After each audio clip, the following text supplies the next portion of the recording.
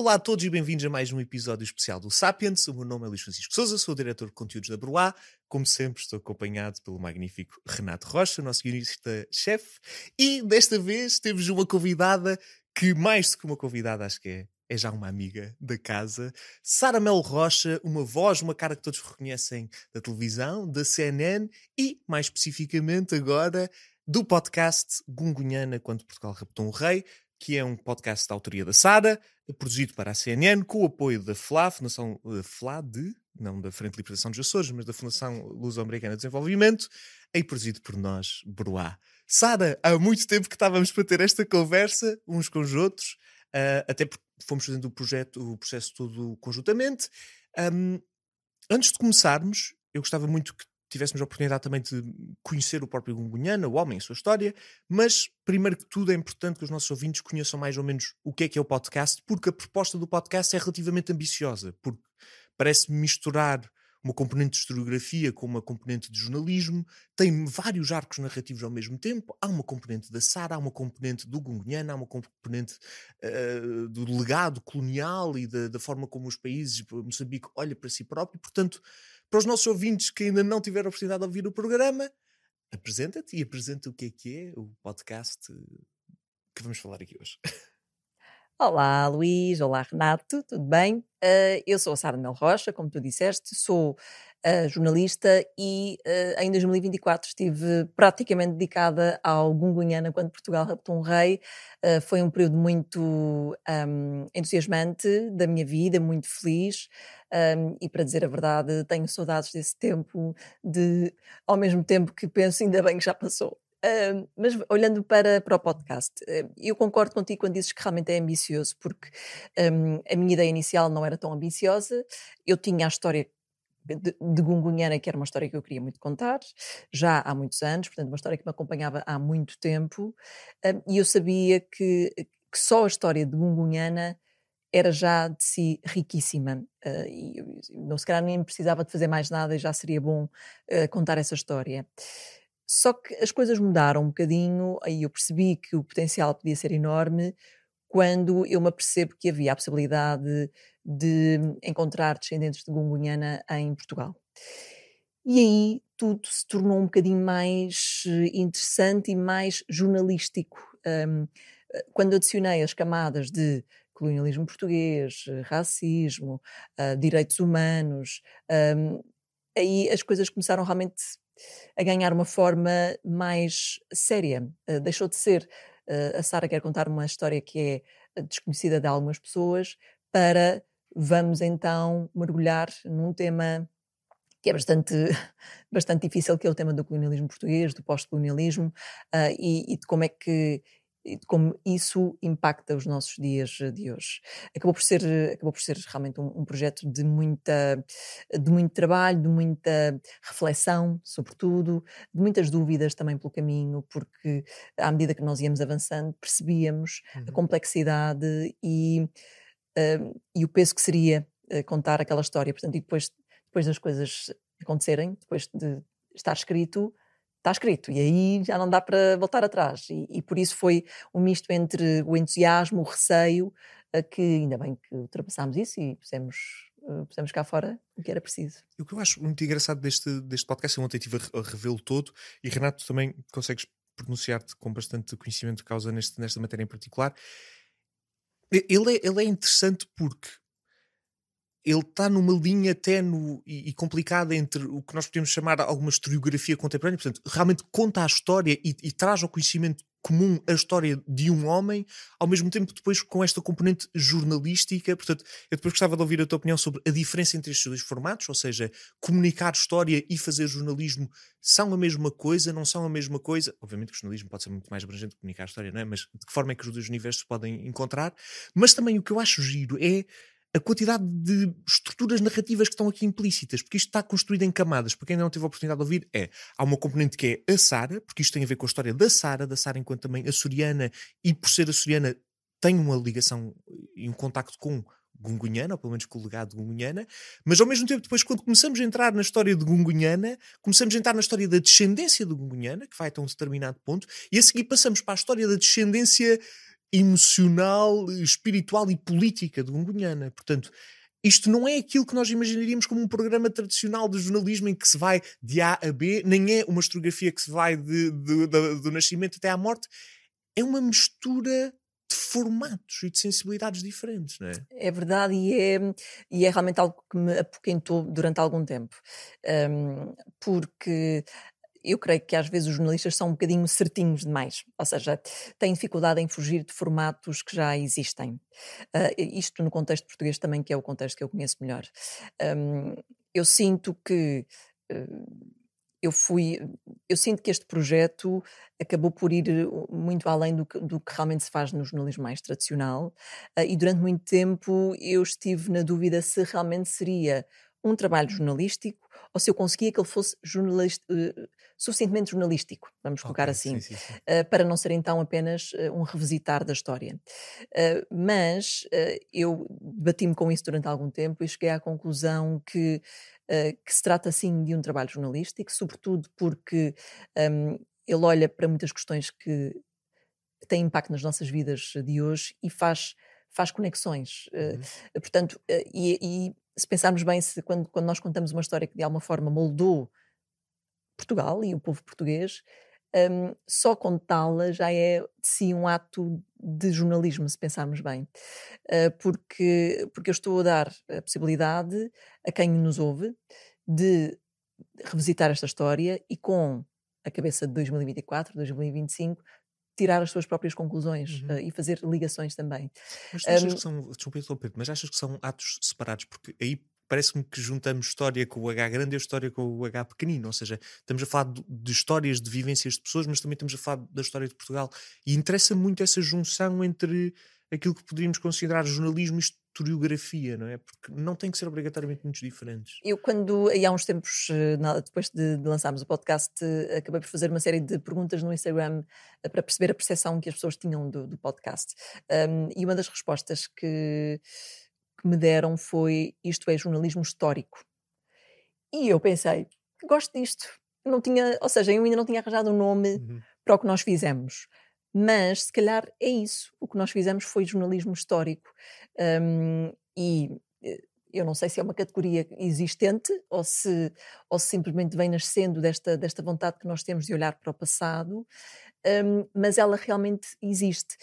Eu acho que um formato de jornalismo histórico, e aqui emprestando as palavras deste ouvinte, faz sentido, porque quando tu contas uma história, mesmo se essa história é contada por um jornalista ou por uma jornalista, ela já é transformada num produto jornalístico. É claro que aqui nós adicionamos muitas outras coisas, nomeadamente a investigação que fizemos sobre a questão dos descendentes, por exemplo, nomeadamente as conversas que nós tivemos em Moçambique, percebendo como é que Moçambique é hoje e que herança é que tem desses Conseguias só tempos. fazer aqui um run-through para os nossos ouvintes que ainda não ouviram, tipo, ok, olha, se vocês forem ouvir o Gunhana, isto vai ser assim.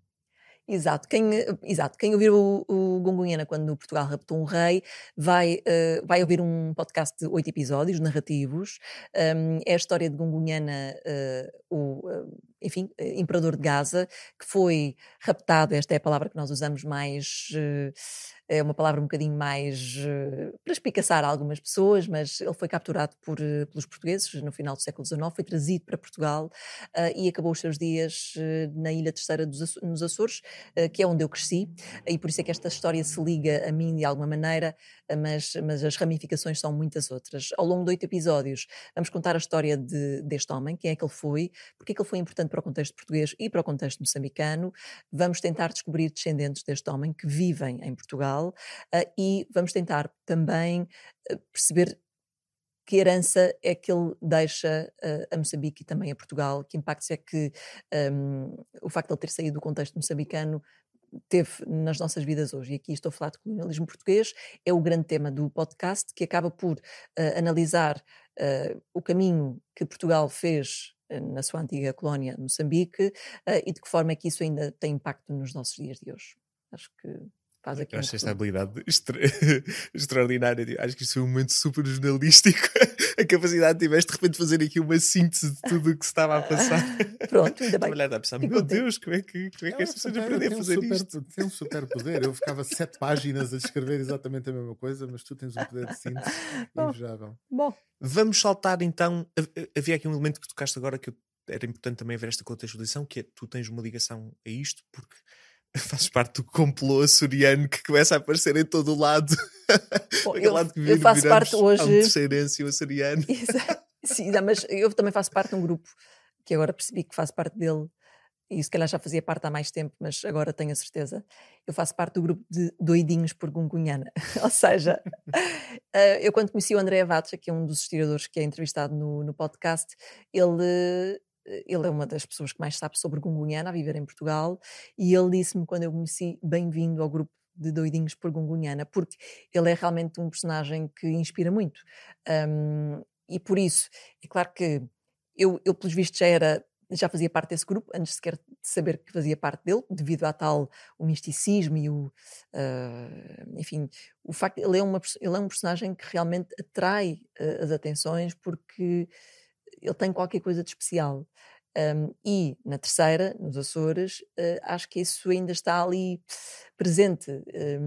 É claro que não é uma coisa que nós não estudamos na escola, nós não falamos disso à mesa do café. Ainda assim, há resquícios da presença destes homens há um certo misticismo, acho eu. Há também a ligação de história, portanto o meu pai é historiador e isso também me motivou muito a perseguir temas históricos. Acho que eu podia perfeitamente ter sido professora de história, acho eu. Acabei por ir para o jornalismo. Enfim, eu queria ser muitas coisas, a verdade é essa, mas a verdade é que... Jornalismo histórico parece ser a boa síntese. Eu acho que eu, se passasse a ser jornalística histórica, não sei se é assim que se diz, ficava feliz. Ou seja, acho que ia ser um bom caminho para mim. Porque há realmente muito amor pela história, que para mim tem muito a ver com entender o passado para compreender o presente. Deixa-me só, há aqui um aspecto que ficou subentendido, mas eu acho muito interessante. No processo de te ajudar a escrever isto, foi uma das coisas que nós falámos, e eu acho que também era importante deixar claro que é a história de Gungunhana. Não é que tenha sido silenciada propositadamente, mas nunca foi contada de uma maneira muito, quer dizer, acessível. Talvez o tratamento mais mainstream tenha sido mesmo os romances do Miyakoto, que é só um dos autores lusófonos mais lidos, mas pronto, o Gungunhana não é uma figura. Se nós formos à rua e perguntarmos a 10 pessoas quem foi Gungunhana, eu acho que 9 pessoas diriam que nunca ouviram falar, e uma pessoa ouviu, mas de uma maneira assim, especialmente os mais velhos, talvez. Sim, dependendo da idade. Dependendo da idade. E eu queria saber como é que foi para ti saber que aquilo que estavas a fazer podia ser o primeiro contacto que muita gente ia ter com a história de Gungunhana. Se isso trouxe alguma responsabilidade acrescida, se isso trouxe algum sentimento de pavor existencial acrescido, e se mudou, ou seja, se o facto de ser provavelmente o primeiro contacto de muita gente com o Gungunhana fez com que tu contasses a história de uma maneira diferente ou quisesses contá-la de uma forma diferente. Eu por acaso não fiquei apavorada, fiquei super entusiasmada com essa possibilidade deste conteúdo ser o primeiro contacto que as pessoas teriam com o Gungunhana. Porquê? Primeiro que os jornalistas adoram, quando têm uma boa história, adoram dizer, pá, tu não sabes a história que eu tenho aqui, a história que eu tenho é assim, assim, e é maravilhosa. Os jornalistas adoram isso.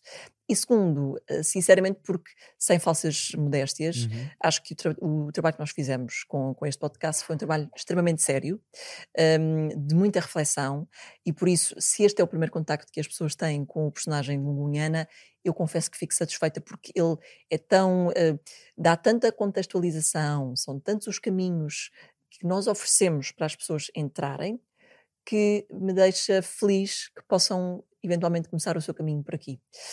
Porque é claro que, realmente, como dizias, há pouca gente que conhece, sobretudo as pessoas mais jovens, as pessoas que se calhar da idade do meu pai, portanto, quem era jovem no 25 de Abril, por exemplo, ainda se lembra, porque Gungunhana ainda era um personagem que era tratado nas escolas, mas desde então ou és alguém muito interessado em história e em colonialismo português, ou então não vais saber quem é que é Gungunhana.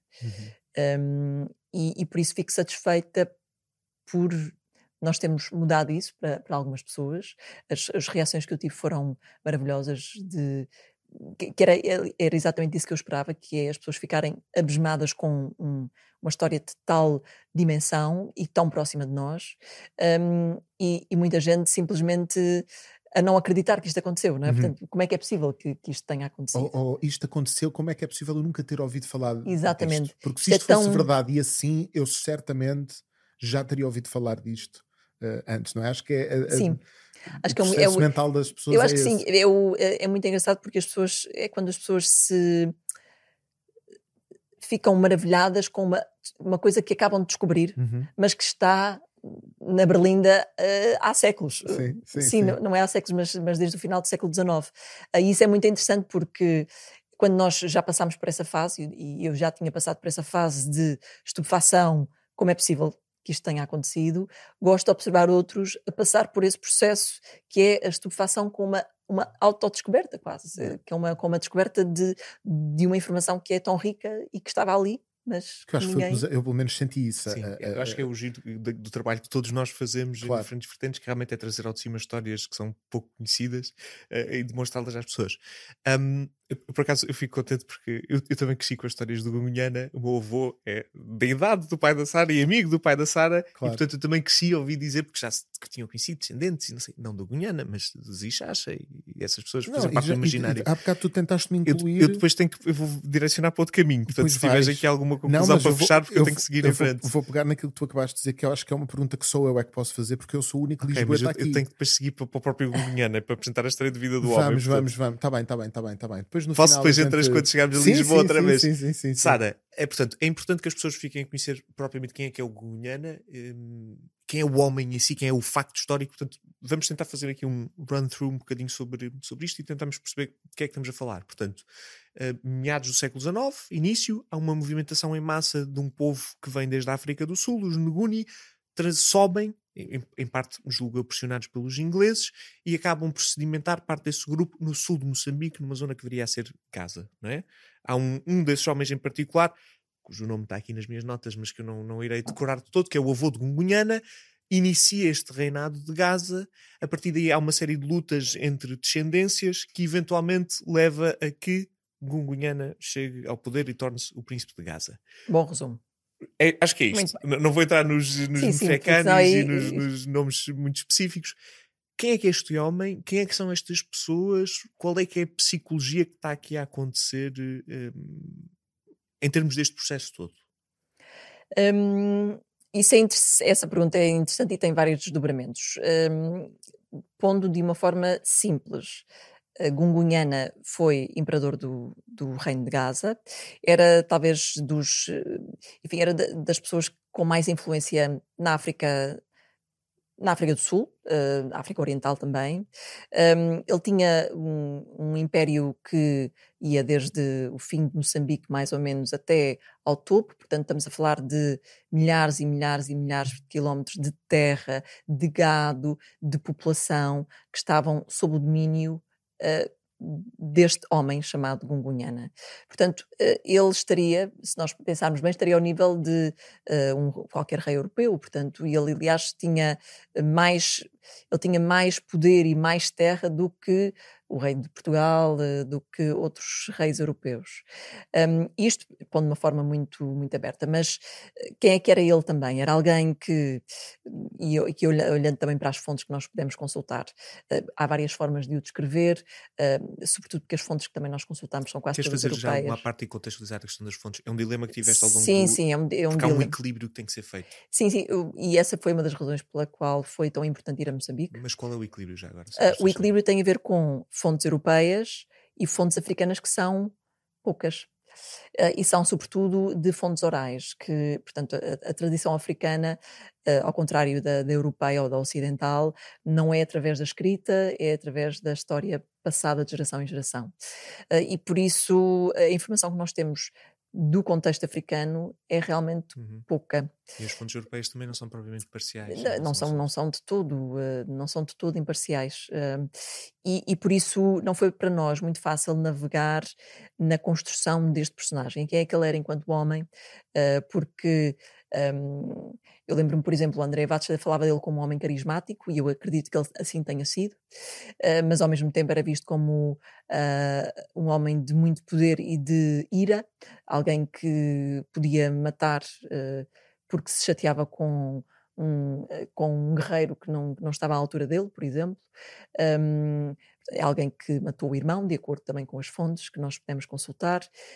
Um, Era alguém que também tinha sentido humor ao mesmo tempo, e por isso foi muito difícil para nós abstrairmos das descrições europeias deste homem para tentar realmente construir a personalidade dele, vamos dizer assim. Nem sei se conseguimos, claro. Porque as fontes europeias estavam muito centradas na imagem que Portugal queria passar deste homem, e portanto a imagem era a pior, ou que era um selvagem, ou que era alcoólico, ou que era alguém muito violento, ou isto, a fase inicial, depois também a fase de alguém que tinha medo, alguém que se tinha ajoelhado aos pés de mãozinho a pedir o perdão e a pedir que ele não o levasse. E por isso, é claro que as fontes históricas que nós temos são boas, porque nós não temos nenhuma razão, vamos dizer assim, para duvidar delas. A palavra escrita é uma coisa importante, mas só uma análise muito geral e de tudo aquilo que nós falámos no início, que é olhar para isto com olhos de hoje, é que conseguimos perceber que a imagem que dão de Gungunhana das fontes europeias não pode estar totalmente correta, porque é demasiado caricatural. Isso foi uma das sensações que eu fiquei, não sei se também ficaste ao ver o programa e a escrever o programa, que é, parece uma pessoa de muitas dualidades, não é? Ou seja, muito carisma, mas muita violência, mesmo esta situação política de vassalagem perante Portugal, e ao mesmo tempo ele está sempre numa dualidade com a Inglaterra, a tentar ganhar autonomia. Há o elemento do álcool, mesmo depois, no período em que ele está preso, há sempre esta dualidade de ele estar ou ser uma pessoa muito alegre ou estar sempre muito melancólico. Portanto, ele parece-me ser uma pessoa que acima de tudo era muito, não é? Era muito ambicioso e com muita vida. E por isso é que era imperador do Reino de Gaza, não é? Ou seja, e por isso é que ele é tão interessante, porque ele é o exemplo perfeito de um imperador, de uma terra, no final do século XIX, em terra africana. Só um homem de muita audácia e também de muita inteligência, mas também de muita mão pesada, é que conseguiria dominar um reino como o tamanho do Reino de Gaza e gerir populações que populações que ele não via, não é? Portanto, mulheres com quem ele era casado e com quem nunca esteve, por exemplo. E por isso, é claro, ela é um personagem fascinante realmente, porque nós conseguimos ver que ele seria violento, sim, porque se calhar as comunidades africanas precisavam desse tipo de violência para poderem sobreviver, mas ao mesmo tempo parecia ser alguém que podia ser engraçado, podia achar graça a coisas muito mundanas, de andar num cavalo, por exemplo. Eu acho que era um homem, provavelmente seria um homem muito interessante e muito difícil de descodificar, porque ele realmente era bastante dual. Ele tinha realmente essa dualidade, não sei se tinha a ver com personalidade ou se tinha a ver simplesmente com a necessidade de ter que fazer escolhas, falar com Portugal, falar com a Inglaterra. Essa complexidade também vem do problema das fontes. Basta imaginar o que é que seria tu tentares fazer um podcast sobre o Napoleão, em que tens 4 fontes, 3 delas de inimigos, cada um com os seus motivos pode escrever de forma tu ficas sempre com a sensação que é uma figura complexa e bigger than life, mas desenhar-lhe um perfil de uma forma muito objetiva.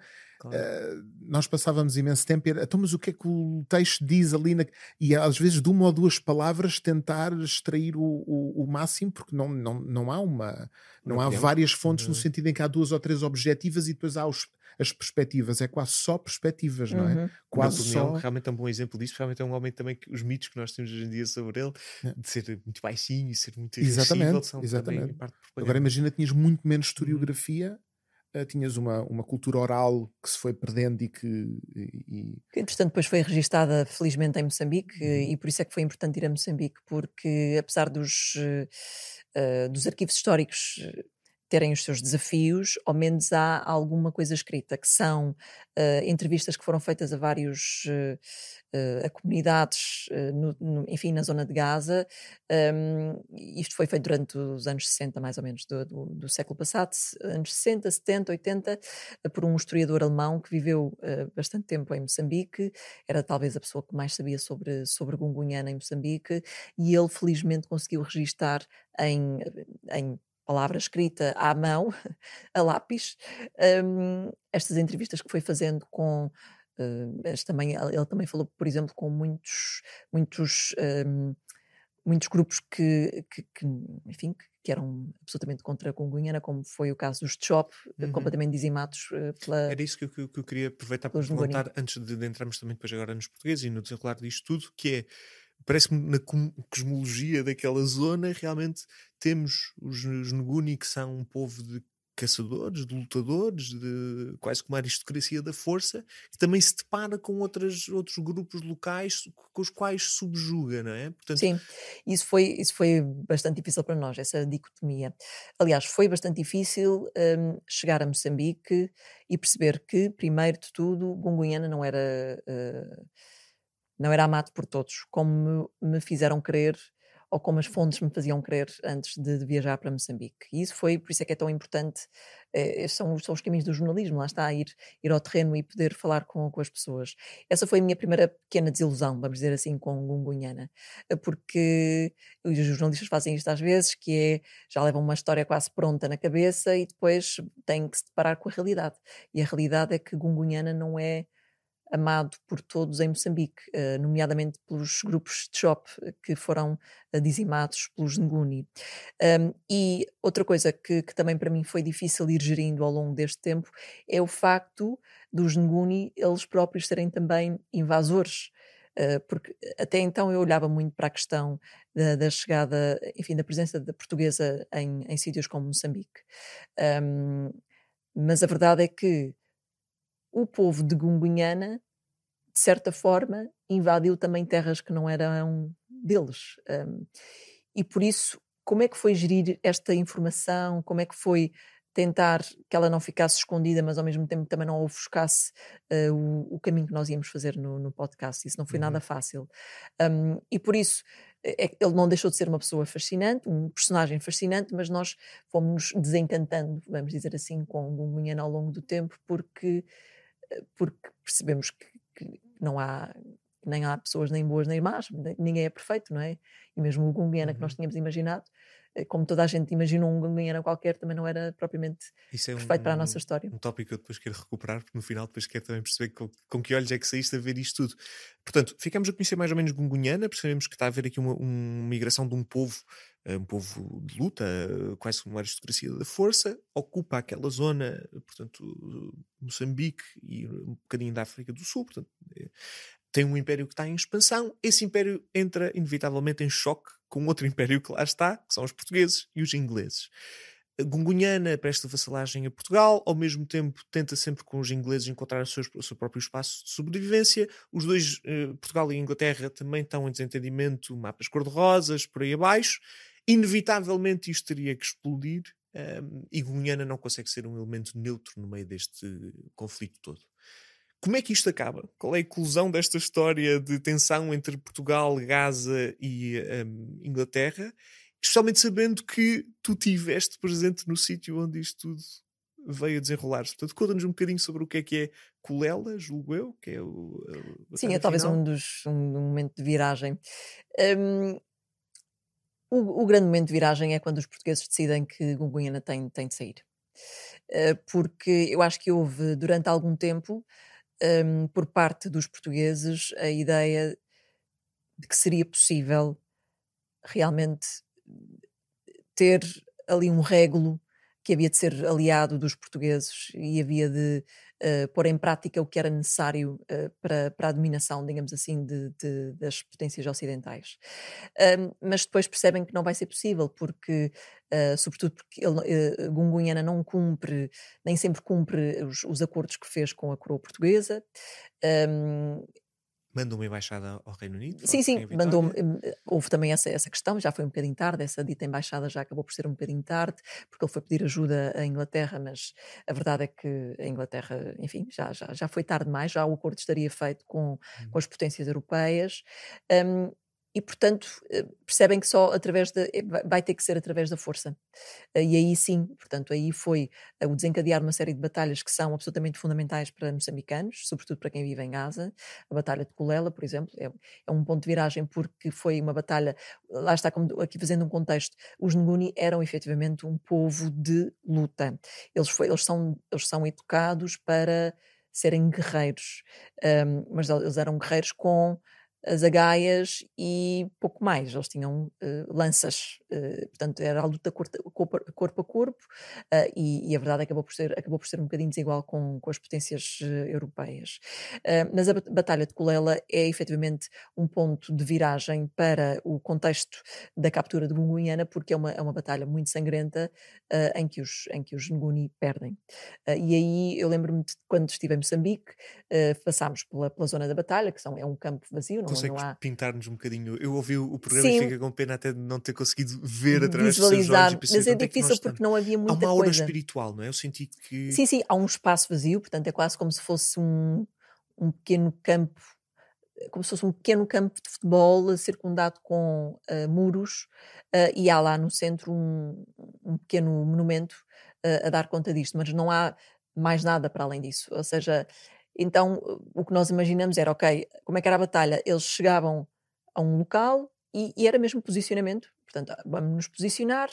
De um lado, portugueses, ou o exército português, do outro lado, os Nguni, e depois há a ordem de luta e eles Uhum. lutam. Só que a luta é absolutamente desigual, não é? Os Portanto, portugueses tinham metralhadoras, tinham armas de fogo. exatamente. Até há um momento Há um marcante em momento que. que ainda houve aquela possibilidade de se calhar ainda conseguimos vencer isto, porque uma das metralhadoras empancou, e por isso os Nguni conseguiram entrar no quadrado, que era a formação militar feita na altura para combater os Nguni, mas a verdade é que os Nguni na luta corpo a corpo eram imbatíveis. Uhum. E houve esse pequeno momento em Culela em que houve uma pequena esperança que os Nguni pudessem Tu sobreviver. fizeste esse processo acompanhada por historiadores locais e até vi uma questão linguística. Eu gostava mesmo de perceber melhor como é que foi essa parte da tua viagem a Culela, acompanhado com aquelas pessoas, e vi uma língua específica que se tinha que falar. Portanto, conta-nos um bocadinho mais sobre isso. Então, isso foi, essa parte da ida à Gaza foi absolutamente maravilhosa, porque quando eu cheguei a Gaza, eu tinha à minha espera 4 ou 5 antropólogos, historiadores, sociólogos, que estavam disponíveis para mim. E isso foi uma coisa que eu confesso que foi maravilhosa. De repente eu tinha uma equipa. Tu é que os tinhas contactados? Ou houve Exato, alguma eu contactei o ARPAC, assim se chama, no fundo acaba por ser uma espécie de associação cultural histórica de Gaza, mas que está ligada, mas enfim, um instituto do Estado. E eu confesso que não, eu pensei que talvez um deles me pudesse acompanhar a estes espaços para me mostrar e eventualmente ajudar-me a fazer, enfim, a comunicação com algumas pessoas locais, por exemplo, que não falam português. Mas acabou por ser muito mais do que isso. Nós éramos uma equipa bastante completa de historiadores, de jornalistas, eu era a única no meio disto tudo, mas que durante 3 dias tiveram a mostrar-me todos os locais que foram essenciais enfim, para Gungunhana, desde o sítio onde nasceu, o sítio onde morreu não, o sítio onde foi capturado, o local das principais batalhas, e depois é muito interessante ver como é que esta terra existe hoje, não é? Como é que é Gaza hoje. Foi A naqueles chegada. momentos em que tu chegaste lá e havia. Eu estive há pouco tempo em Waterloo e fico contente porque cheguei lá e vi que as coisas estavam. Tu vias os campos, se calhar estavam arados e dizias, mas olha, foi ali. Preservou-se esse espaço ou de repente estás a ver atrás daquele prédio, ali era onde eram as casas Não, de não, Nhana? está preservado em termos de nada foi construído no local. Isso sim. Por outro lado, e isso era também uma das queixas de um dos investigadores, ele tinha pena que as coisas estivessem um bocadinho abandonadas. E que é que ele se referia? A erva não era cortada, se calhar, enfim, havia locais em que não havia grandes informações, a verdade é que não havia placas informativas. Os investigadores que estavam a ajudar-me defendem, e acho que faz sentido, criar-se uma espécie de rota gungunhana naquela zona, e isso não está pensado ainda, acho que podia ser realmente um caminho, para haver quem pudesse explicar o que é que aconteceu e onde aconteceu, e haver realmente placas que pudessem pelo menos informar quem lá passasse sem qualquer acompanhamento turístico, vamos dizer. Que pudesse haver uma facilidade de, partindo de Maputo, se chegar ir passando por estes locais, e perceber mais ou menos o que é que aconteceu naquela zona. A Batalha de Colela foi bastante interessante porque o investigador sénior, portanto aquele que tinha mais conhecimento, fez uma descrição física de como é que as coisas, portanto ele realmente falou disto, né? Eles estavam frente a frente, deram ordem e ele até fez o grito do vamos, e portanto que era tipo como é que os Nguni avançavam frente aos portugueses, e portanto foi muito interessante tentar imaginar naquele espaço que era relativamente pequeno, pareceu-me, como é que isto se dava, não é? Quantos eram? E ele respondia-me, este investigador respondia-me, pois nós não éramos muito bons a contar, porque eu estava a tentar perceber quantas pessoas morreram na batalha, e ele diz, olha, isso era difícil porque, mais uma vez, não havia registro escrito destas informações, e portanto é difícil dizer com rigor quando os Nguni estavam em luta, quando os portugueses estavam, e isso para mim é difícil. Por exemplo, eu gostava de ter um dado mais concreto. Estamos a falar de 50 pessoas, estamos a falar de 10 mil pessoas, 10 mil não seriam para o espaço que tinha ali em frente, não é? Portanto eu só penso, então o futuro de Portugal foi decidido com meia dúzia de combatentes E uma metralhadora e que uma bloqueou. metralhadora que bloqueou. Pronto, eu não sei se foi. A verdade é que eu não tenho essa informação. Quantas pessoas realmente estiveram em luta. Presentes na batalha. Chegamos mais ou menos ao fim do arco de Gungunhana em África. Há aqui outra personagem que é importante apresentar, que é a questão de Zichacha. Queres-nos falar só aqui um bocadinho de Zichacha para ficarmos a saber quem é que é? É Zichacha, como a Andrea Vates colocou, era o enfant terrible disto tudo. Portanto, Zichacha, acho que mais uma vez não é dada a devida importância a Zichacha, mas ele foi absolutamente fundamental para o desenrolar de todos os acontecimentos, porque foi devido enfim, ao avançar de Zichacha e dos seus homens frente aos portugueses, na altura de Lourenço Marques, que foi talvez ali o princípio do fim para Gungunhana, em que os portugueses perceberam que não vão conseguir negociar com estes homens. Ele era um aliado de Gungunhana, mas nas fontes também é possível ver muitas vezes. Chegou a ser descrito como filho de Gungunhana, coisa que está errada. Chegaram a descrever-me Zichacha como uma espécie de primeiro-ministro de Gungunhana, mas eu também não sei bem se era esse personagem ou não. Ele era um aliado de Gungunhana, mas podia Mas é sempre perfeitamente, dúbio, não se percebe podia se é perfeitamente só ser um aliado, se é podiam um perfeitamente ser uma bocadinho competição. uma competição. É difícil realmente perceber quem é que foi Zichacha para Gungunhana. Que torna tudo mais, não sei se é propriamente irónico ou se é poético, que eles depois acabam por ficar o resto da vida Juntos. presos um ao outro, não é? De certa Exatamente. forma. Viver na mesma cela, no mesmo cela, sendo que era um quarto ali no Castelo São João Batista, mas a dividirem um quarto os quatro, não é? Portanto, Zichacha era, do que eu consigo perceber, um homem muito jovem, um verdadeiro guerreiro Nguni, homem alto, bonito, muito forte, alguém que realmente era extremamente resistente, e lutador. Portanto, eu tenho muita curiosidade em perceber como é que ele fez a sua vida, por exemplo, na Ilha Terceira, não é? Como é que um Nguni, um homem que está habituado a lutar, a matar para conseguir seguir em frente, acaba os seus dias como guarda Na Terceira. florestal no Monte Brasil, não é? E ele é um bocadinho o catalista disto tudo, não é? Ou seja, ele faz o ataque a Lourenço Marques, da ascensão das fontes que eu também fui lendo e daquilo que. Ele é um agitador que depois junta-se a Gungunhana e depois acaba de passar a vida toda. Vamos só seguir, desculpa, porque ainda temos muito para falar. Gungunhana sai de Gaza, Moçambique, é trazido para Portugal. Aqui acontecem várias coisas em simultâneo na tua história, portanto. Não sei como é que vamos repartir aqui a conversa, porque são 3 tópicos diferentes, que é primeiro, chegada de Gungunhana a Portugal, como é que ele era percepcionado, como é que foi feita essa recepção.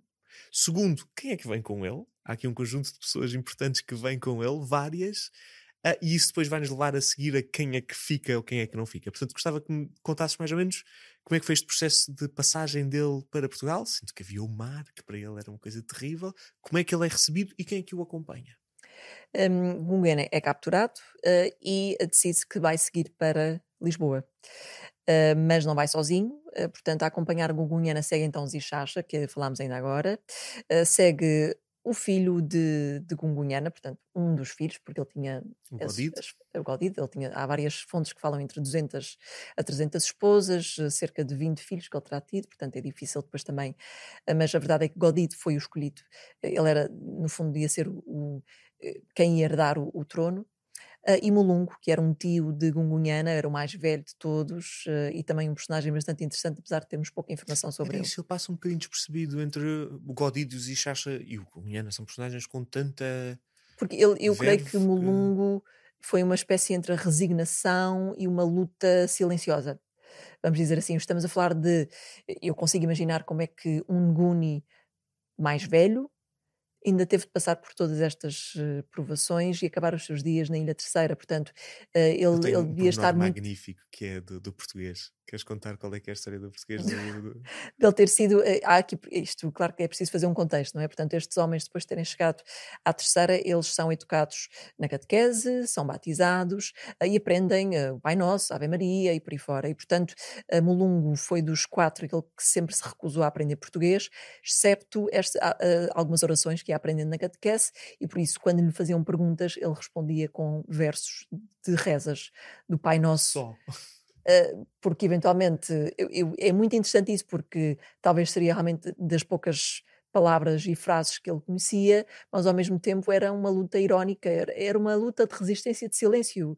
E por isso é que eu acho que Mulunga é um personagem é uma pena não termos informação sobre ele, muita informação sobre ele, de como é que foi a vida dele efetivamente na terceira, mas eu acredito que tenha sido bastante difícil e de muita, eu creio que deve ter sido muito depressiva, tal como foi a de Gunguiana, aliás. Portanto, Gunhana, Zixaxa, Mulungo, Mulungo e Godid. Godid.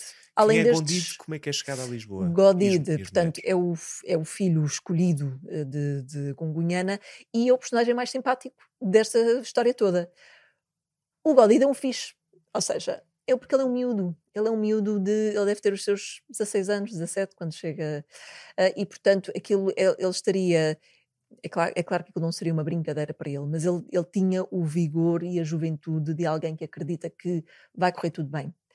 Talvez por falta de experiência e por ser simplesmente entusiasmante, se calhar nos olhos dele, ir para um sítio novo, ver o que é que lhe vai acontecer a seguir. E era claramente uma pessoa muito otimista, porque era ele que tentava animar o resto do grupo. Do estilo, não, os portugueses gostam de nós, ninguém nos vai cortar a cabeça. O Gunguena tinha muito receio de que lhe cortassem a cabeça e até chegar à terceira, e durante muito tempo ainda na terceira achou que seria decapitado. Godid era exatamente o oposto. Ele era extremamente otimista. Otimista no sentido que enfrentava o que acontecia. Portanto, ok, vamos ser levados para Lisboa, está tudo bem. Vou casar com uma mulher branca e vai correr tudo bem. Portanto, ele tinha uma mistura entre otimismo, juventude, entusiasmo pela vida. E eu acho que realmente foi uma pena ele ter morrido tão cedo, depois vítima de tuberculose, porque teria sido alguém muito interessante de acompanhar, perceber como é que eu creio que ele talvez pudesse ter regressado, por exemplo, a Moçambique. Mais tarde. Pois realmente há um espírito de otimismo e de até quase uma sensação de continuidade da própria história do Gungunhana. Exatamente. Que se calhar ela foi trágica e horrível, mas seria menos trágica se Godid não tivesse morrido e Sim. tivesse continuado esse legado. Renata, eu vou-te puxar agora aqui um bocadinho, porque eu sei que uma das coisas que tu tiveste particular gosto neste processo, ao teres acompanhado a Sara, foi também com esta questão da chegada a Lisboa e em particular com as fontes que nós começamos a encontrar em relação a isso e das fontes jornalísticas. Sim. Queres partilhar um bocadinho o que é que foi a tua experiência com esse processo? Eu achei piada a questão de cortar a cabeça, porque é uma das referências que mais aparece, não é? Os populares faziam sinal Fazerem que o sinal de... Sim, aqui as fontes começam a aparecer porque na viagem do Gungunhana e destes três homens para Lisboa, aquela viagem é acompanhada pela imprensa portuguesa da altura como um grande evento. Paparazzi. Certo? Há uma antecipação brutal a nível nacional, claro que mais em Lisboa, mas a nível nacional, porque foi apanhado o símbolo da resistência em Gaza contra o Império Português. Vem aí de barco e aquilo era acompanhado mesmo dia a dia, ou seja, todos os dias nos vários jornais de Lisboa eram publicados referências. Chegou a Cabo Verde, a viagem está a correr mal, houve uma tempestade, o outro ficou doente, o chefe a bordo não tem carne suficiente para não sei quem. A gente consegue não é, ir acompanhando a viagem toda, e mesmo na chegada depois há as descrições que são feitas do Gungunhana, das suas mulheres, das pessoas que vieram com ele. E já agora, aproveitando o facto de ser jornalista, e nós temos passado bastante tempo a ler aqueles textos, como é que foi para ti ver a forma como os teus colegas de há 100 anos escreveram sobre esta temática? Bom, foi um bom lembrete de que realmente não há imparcialidade, ou seja, o jornalismo quer ser imparcial e ainda bem, e esse é um objetivo ótimo, mas se calhar o jornalismo de há 100 anos servia também muitos fins propagandísticos, e por isso é difícil avaliar, para dizer a verdade, porque havia realmente uma narrativa que era geral, portuguesa. E por isso é que é tão interessante às vezes ler, às vezes eu digo, um correspondente de um país. É importante que imaginemos que alguém é colocado noutro país. É importante que essa pessoa seja portuguesa. Porquê? Porque vai dar o ponto de vista português sobre determinado tema. E o mesmo aconteceu neste caso. Portanto, havia claro que havia muita luta política na altura entre monárquicos e republicanos. Estamos em 1896. Ele chega em 1896. 95, ele é capturado em 1895, chega Exatamente. a Lisboa em 1896. Portanto, a imprensa da altura refletia essa própria luta política. Por isso, se por um lado temos os jornais mais monárquicos que davam então conta desta captura do grande selvagem que era Gungunhana, que era a pessoa que estava no caminho do progresso português, por outro lado tínhamos os republicanos que questionavam questionavam temas de direitos humanos, que é interessante ver. Sim, ou seja, nós às vezes pensamos que nessa altura havia uma visão homogénea desta, portanto toda a gente celebrou o colonialismo português e a vinda do Gungunhana para Lisboa, mas depois claro que haverá uma data de motivações Sim, para ser contra ou a favor. se calhar não são apenas benévolas, mas sim. ainda assim... Mas encontramos imensos textos de pessoas a dizer, pronto, ele agora vai ter que ser julgado, porque ele é como se fosse o rei ou o líder de um Estado estrangeiro. Isto tem determinadas regras, só porque ele é negro ou só porque vem de uma colónia portuguesa não vamos abandonar essas regras, temos que o tratar com dignidade, pois outras pessoas a dizer que não, a dizer completamente o oposto. Portanto, logo ali vemos que não era de todo homogénea a ideia de que este indivíduo é o rei de um Estado ilegítimo, é uma pessoa terrível, é um déspota, mas isso nós só percebemos subhumano. Quando vamos realmente às fontes. Claro. Por isso é que é importante desenterrar, todas estas informações, porque se nós tivéssemos ficado pela rama, a imagem que nós teríamos era essa, de que todo o país estava então à espera deste grande selvagem que tinha sido capturado por Mouzinho de Albuquerque. E percebemos que a forma como ele é trazido para Portugal, a forma como ele é tratado em Lisboa e depois desterrado nos Açores, sem as suas mulheres, foi algo extremamente criticado pelos republicanos. Isso, aliás, ajuda-me aqui a introduzir o tema das mulheres, isso, eu queria aproveitar essa que são muito importantes nesta história. Além destes 4 homens que nós falámos, vieram 7 mulheres com Gungunhana, 7 das suas principais, portanto havia ali uma hierarquia entre as várias mulheres de Gungunhana, e ele escolheu 7 para trazer consigo para Lisboa. E vinha também um cozinheiro chamado Gó, que depois perdemos o rastro dele, mas ele ainda aparece em algumas fotos iniciais. E ainda vai com eles aos Açores, se não me engano. Supostamente não. Nós achamos que há a possibilidade de ele ter sido também deportado para São Tomé e Príncipe, para onde acabaram por ir as mulheres de Gungunhana. A parte das mulheres é claro que tem muito a ver também com o meu processo, a minha própria vivência, mas de olhar para para como é que esta história terá sido Uhum. para as mulheres. E aí então é que começa a nossa grande dificuldade, porque se há poucas fontes sobre o que é que terá acontecido a Gungunhana e sobre, enfim, sobre uma caracterização fidedigna do Gungunhana, em relação às mulheres dele ainda mais. E aliás, um dos episódios, talvez o meu preferido, e aquele que venceu o prémio em Londres foi o episódio das mulheres. Nós batalhamos muito à volta disto, como elas são sempre tratadas como as mulheres, um grupo. Uhum. E nós precisámos humanizar estas mulheres através dos seus nomes, das informações que conseguimos recuperar do como é que era a vida em Gaza para as mulheres que eram ou mulheres de Gungunhana ou que viviam na corte, e por isso todo esse processo foi bastante interessante também. A imprensa não foi propriamente simpática com as mulheres de Gungunhana, mas agora recentemente consegui recuperar umas fotografias que estavam no Arquivo Municipal de Lisboa, da chegada portanto foram tiradas por um fotógrafo amador, e o nível de elegância e de dignidade com que elas saíram do barco é maravilhoso, porque eram rainhas efetivamente, porque elas não estavam nem como Gungunhana supostamente foi descrito com medo, a pedir que não lhe cortassem a cabeça, eram simplesmente nobreza africana, Uhum. e essas fotos mostram muito bem isso, da sua dignidade ao sair de um navio, rodeadas de muitos homens, de muitos olhares extremamente curiosos, e elas com as suas cobertas riscadas, uma espécie de capulana que traziam às costas, Sim. com um ar muito digno a saírem é uma Sim, eu imagem muito, lembro muito importante. dos registros que apareceram no episódio. Realmente é sempre a perspectiva da objetificação, não é? Do corpo feminino, portanto falam de Sim, quão elas corpo são feminino bonitas ou negro ainda não. por cima, não é? Que ainda Hum, pões essa camada em Enquanto ao cima. Gungunhana não, o Gungunhana às vezes é apresentado como uma figura com um ligeiro toque, não quero usar de ridículo, mas até mais emocional. É a questão do mar, a questão do. Ele está com pânico, com medo. Elas são apresentadas com uma certa sobriedade, Sim, sendo que depois há uma série de comentários sim, sobre o sim. E corpo. até passou ali durante aquelas semanas em que eles estiveram em Monsanto, era um passatempo das senhoras Irem de ver. Lisboa e não só irem ver as mulheres de Gungunhana. Portanto, era quase uma atração, Uhum. Sim, não sim. é? Turística, Uhum. ir vê-las a abordar, a fazer os seus cestos, como é que elas se Sim, vestiam, como é que era o pentearem os seus cabelo, a pentear cabelos. os cabelos. Portanto, todo esse exotismo o que eu achei mais curioso no processo de escrita dessa fase é que eu não sei se isso é respeito ou profunda condescendência ou se é uma mistura de todas as coisas.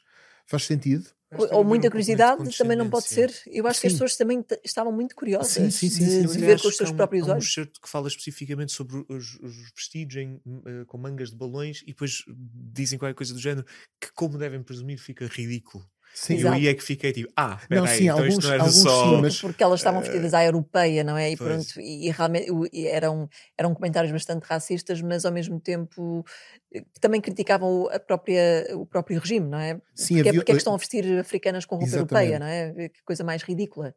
É A uma dupla crítica era a crítica. tentativa de as vestir como ou seja, elas ficam vestidas de europeias, ficam ridículas, mas isso também era uma tentativa de criticar quem as estava a tentar europeizar versus portanto há ali não fica super claro para mim quais é que eram as motivações de quem fosse vê-las, se lá está, era uma questão de curiosidade, se era uma questão Eu acho que a base primordial era a curiosidade. Eu acho que as pessoas simplesmente queriam muito ver com os seus próprios olhos Yeah. aquilo que tinham lido durante meses. Eles foram alimentados, como tu disseste, pela imprensa durante meses, para o que vinha aí. E, portanto, quem tinha a possibilidade de lá ir, ia. interessante. E eu confesso que também teria ido, ou seja, porque era uma Claro. oportunidade única, era uma oportunidade Uhum. única de ver reis e rainhas africanos à tua frente. Uhum.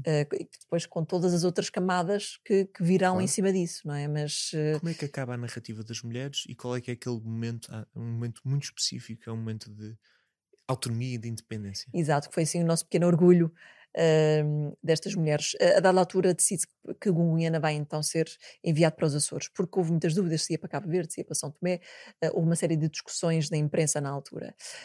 Decide-se que vão para os Açores, mas estávamos na época vitoriana, muito conservadora, e as senhoras da sociedade estavam muito impressionadas com a poligamia de Gungunhana, e achavam que era inadmissível que ele pudesse ser um homem de várias mulheres, e por isso ele teria que escolher uma para seguir para os Açores.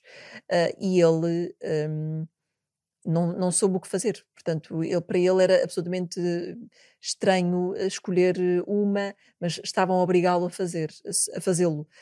A dada altura, as mulheres acabam por dar aqui uma reviravolta e ter de alguma forma assim uma mão no seu destino, em que dizem, não, nós ou vamos todas juntas ou não vai nenhuma. E por isso não foi nenhuma para os Açores, seguiram para São Tomé todas juntas com destinos bastante trágicos, no caso de algumas delas. Mas achei isso interessante porque a poligamia também é outro tema que é muitas vezes abordado de forma pejorativa em relação às comunidades africanas, mas para se perceber a poligamia há que entender como é que funciona realmente o contexto africano e porque é que as mulheres se dão bem umas com as outras, vamos dizer assim, porque as pessoas acham sempre, adoram alimentar esta narrativa da rivalidade feminina, que é uma coisa que nós recebemos durante toda a nossa vida, as mulheres não se dão bem, é muita mulher junta, enfim, tudo a alimentar uma narrativa que acaba por nos pôr muito umas contra as outras. E no contexto da poligamia, as mulheres simplesmente vivem umas com as outras, têm as suas funções dentro do casamento, e há uma hierarquia muito simples, que está muito relacionada com a primeira mulher, a mulher principal, e as que vêm a seguir, quais são os seus estatutos, do ponto de vista também da realeza, não é? Portanto, se são filhas, são princesas, ou se são chopes que foram, filhas de chopes que foram capturadas em guerras, por exemplo. Gungunhana tinha mulheres de todo o tipo e mais algum, e mulheres que nunca tinha visto também, portanto, que eram simplesmente consideradas mulheres de Gungunhana, mas viviam na ponta oposta do Império, e por isso aí asseguravam, digamos assim, uma pequena aldeia que pertencia à Gungunhana, porque estava lá a mulher de Giro, por Gungunhana. acaso o programa até aborda isso e fala mesmo de uma perspectiva económica do papel que elas têm na infraestrutura, Sim, porque sim. realmente elas é que trabalham os terrenos e quem faz mesmo o Quem sustento tem da muitas mulheres, casa, como dizia a Isabel Castro Henriques, a historiadora, quem tem muitas mulheres é um homem que tem muitas tem, terras e que tem tem muita muitas riqueza, riquezas. não é? Portanto, e Sim, precisa sim. de mãos para trabalhar, precisa de mulheres para trabalhar na terra. É uma questão económica, efetivamente. Como todos os casamentos de reis europeus sempre foram também questões Sim, territoriais e económicas de outra económicas maneira, sim, podia ser só uma, mas na verdade não era um casamento por amor, porque se apaixonaram e porque jantaram os dois Sim, juntos. havia não é? várias mulheres ali envolvidas. tornava-se, mas raramente Sim. o era. Portanto, infelizmente a história das mulheres tem este momento que no episódio até é bastante, porque é um sinal de agência, elas recusam-se a aceitar terem que ser separadas, só que depois tem um lado trágico, porque efetivamente elas depois são exiladas em Cabo Verde, São Tomé e Tomé, Príncipe, né? sendo E que perdemos os registros delas. sim, perdemos os registros e os que temos também não são muito bons, portanto terão sido criadas de servir, por exemplo, eventualmente fala-se que possam ter, algumas delas ter trabalhado como prostitutas, por exemplo, eh, e depois algumas acabam por ter filhos em São Tomé, e algumas acabam mesmo por morrer em São Tomé e Príncipe antes de terem ordem para regressar a Moçambique. E isso algumas delas conseguem Nós não fazê-lo. vamos conseguir chegar lá, mas vou-te pedir, porque é um eixo importante da história do podcast. Há efetivamente aqui uma questão. Consegues em 30 segundos explicar qual é que é o eixo da descendência no programa? Ui. Dizer, olha, se vocês forem ouvir o programa, há um arco da história que é sobre descendentes de Gungunhana. Ok, então vamos lá. Quem ouvir o podcast vai perceber que um dos eixos é sobre descendentes de Gungunhana. São duas mulheres, são bisnetas supostamente de Gungunhana, e o trabalho que nós fazemos ao longo do podcast é tentar descobrir se isto é verdade ou não. Eu vou já revelar que não é fácil, porque estamos a falar de duas mulheres que hoje têm entre os seus 70, têm cerca de 70 anos, e cujos registros se baseiam apenas em palavra dita, de mãe para mãe, de filha para filha, e por isso talvez uma das partes essenciais deste podcast, em termos de narrativa e também de acompanhamento da própria história, mas é uma das mais difíceis, porque nós tentamos perceber se a ligação destas mulheres será então às 7 mulheres que Gungunhana trouxe quando veio para Portugal, se eventualmente a ligação a estas mulheres será com mulheres que viveram em Moçambique e não vieram propriamente para Portugal, e como é que terão chegado então a Lisboa. Ainda pensou-se na possibilidade de Gungunhana ter tido filhos, por exemplo, nos Açores, ainda se levantou essa hipótese, e por isso fica tudo muito no ar. Eu não vou revelar qual é o desfecho, Boa. porque assim também seria enfim, seria Sem uma estragar pena. o programa, Seria uma pena o poder de síntese estragar já a história, mas também podemos dizer que não é um capítulo totalmente encerrado.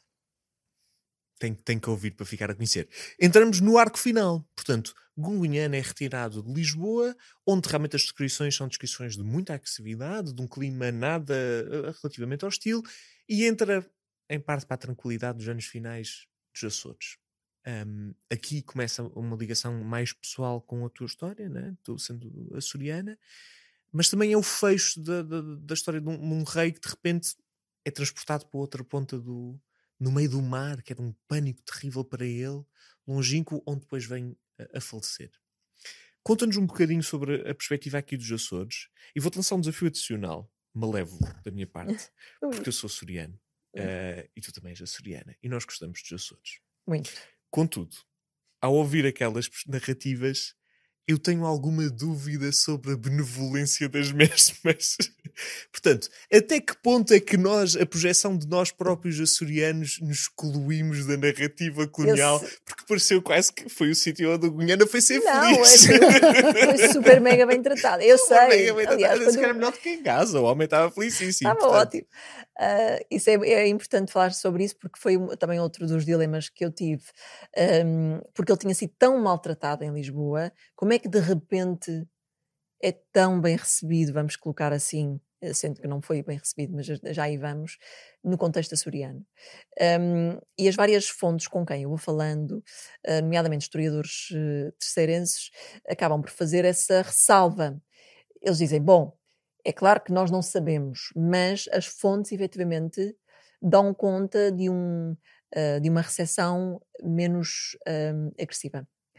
Porque realmente a chegada a Lisboa foi uma chegada muito violenta, foi uma chegada de apupos enfim, de violência quase direta, se assim fosse possível. E realmente nos Açores as coisas foram um bocadinho diferentes. É claro que me custa, sinceramente, a acreditar hum, que o tratamento tenha sido melhor porque foram os açorianos são os fixes, e são, mas no máximo seria falta de informação, por exemplo. Eu não sei até que ponto a informação que chegava ao continente chegava a 100% também aos Açores, não é? Do ponto de vista de quem é que era este homem, qual era a importância dele para o contexto português. A própria distância, não era só um prisioneiro de guerra, era um rei que vinha para Exatamente, baixo, né? portanto acho que havia mais fascínio do que propriamente ódio com este homem. Enquanto em Lisboa havia um bocadinho dos dois, se calhar ao mesmo nível. Um ódio qualquer que foi alimentado durante muitos meses, juntamente com a curiosidade e o fascínio de ver, afinal, esta besta ao vivo, vamos pôr assim entre aspas. No contexto da terceira, eu acho que foi mais fascínio do que outra coisa. Mas a verdade é que nós podemos achar que ele foi bem tratado, mas ele não foi bem tratado, ele teve preso para o resto da sua vida na terceira, mesmo que ele estivesse numa situação de semi-abertura, em porque ele podia ter acesso a algumas zonas da cidade e andava pelo mundo Brasil com alguma liberdade. Ele não deixava de estar preso num local muito inesperado, como a Ilha Terceira, nos Açores, rodeado de água, que é um tema que é, aliás, para os Nguni de um grande tabu, a questão do mar e das águas. Os Nguni são povos de terra, portanto eles não comem peixe, por exemplo, e até aos dias de hoje não comem peixe. E portanto há estes requintes de malvadez que são difíceis de engolir, que ele tenha sido transportado de Moçambique para Lisboa de barco durante várias semanas, o mesmo depois de Lisboa para a terceira, e que tenha acabado os seus dias no meio do mar. Pois, era isso mesmo. Portanto, nos Açores encontramos as 3 mortes do Gungunhana, que é a morte corpórea, não é? Ele morre fisicamente, chega ao termo da sua vida. Há uma morte espiritual, porque ele deixa de ser o Gungunhana e converte-se e passa a ser, é batizado e passa a ser Reinaldo Gungunhana. E depois há também uma morte histórica de esquecimento, não é? Ou seja, Gungunhana lá vai desaparecendo nos seus tempos, as próprias ossadas são perdidas e ele desvanece um bocado do eixo da história, de tal forma que depois é recuperado com este género de programas. Fala-nos um bocadinho desses 3 fins: o fim espiritual, o fim corpóreo e o fim histórico. Isso por acaso um bom resumo, porque a morte de Gungunhana acontece dia 23 de dezembro de 1906. Acho sempre são curiosidades interessantes esta questão das datas. Hum, Ele, enfim, terá morrido de um AVC, talvez, ou de um ataque de coração, não sabemos, não é muito claro. Hum, e também não sabemos, à partida não terá recebido esta emoção, por exemplo. Hum, e depois acaba por ser enterrado numa campa que só descobrimos mais tarde qual foi. Portanto, ele foi enterrado numa campa rasa. E realmente foi um fim muito pobre para um homem tão rico. E aqui temos a nossa primeira estupefação com este esquecimento, vamos dizer assim. Depois falavas também enfim, da morte mais espiritual, não é? Portanto, do mito, e de como é que ele acaba por ir desaparecendo ao longo dos A tempos. morte, o batismo dele Portanto, também é sim, um a momento questão, e muito por isso é que eu mencionei a questão da importante. extrema-unção, Pois. porque a questão do batismo foi, enfim, foi um momento de grande destaque na Ilha Terceira, mas, e por isso é que eu digo que ele não foi bem tratado, ou seja, é claro que batizar alguém à força, vamos dizer assim, eh, é uma microagressão, se Uhum. calhar se não for maior até. E os padrinhos tomaram isso como uma grande honra, não é? Sim, Ser sim. padrinhos de Sim, Gungunhana. sim. Foi ali um grande momento na ilha em que a aristocracia da ilha, vamos dizer assim, foi envolvida de uma forma muito, muito próxima. E há caricaturas muito interessantes dessa altura, claro que gozando de toda essa situação. Um, o Reinaldo Frederico Gungunhana, que foi o nome cristão que lhe deram, acabou por ser esse o nome que esteve na certidão de óbito, por exemplo, e que acaba por estar também, foi trazido de alguma forma para Moçambique, portanto é quase um tema assim de algum gozo para moçambicanos, que ele tenha recebido este nome português, mas para mim a parte que mais me interessa realmente é a morte espiritual, não é? Como é que alguém, um personagem que teve um impacto tão determinante no contexto português e na história de Portugal, morre no esquecimento, e é esquecido ao As longo. ossadas são retiradas e são desaparecidas. Portanto, ao final de 7 anos, as Sim, ossadas esta questão das retiram-se. ossadas Vão ter depois uma traz, consequência depois mais à traz frente, uma já lá vamos celeuma chegar. maior, mas a verdade é que ele vem enterrado numa campa rasa, e as campas rasas ao fim de alguns anos são limpas para poderem receber outras pessoas, e por isso foi mais um esquecimento, portanto nem se preocuparam em guardar as ossadas de um rei Uhum. africano. Um, Do é- grupo original, desculpa, acaba, não te quero interromper. não, ia só concluir dizendo que o esquecimento tem ondas, porque ele realmente é esquecido ali no início do século XX, mas acaba por ser recuperado pelo Estado Novo, para depois justificar também muitas outras investidas em África, já podemos lá ir. Uhum. Mas isto para dizer que o Gungunhana é um personagem que é esquecido, mas é recuperado constantemente, que é também o que nós estamos a fazer um bocadinho aqui, em 2024, 2025. Estamos na onda do recuperar Gungunhana outra vez, mas se calhar ele vai cair outra vez em esquecimento por daqui a uns anos.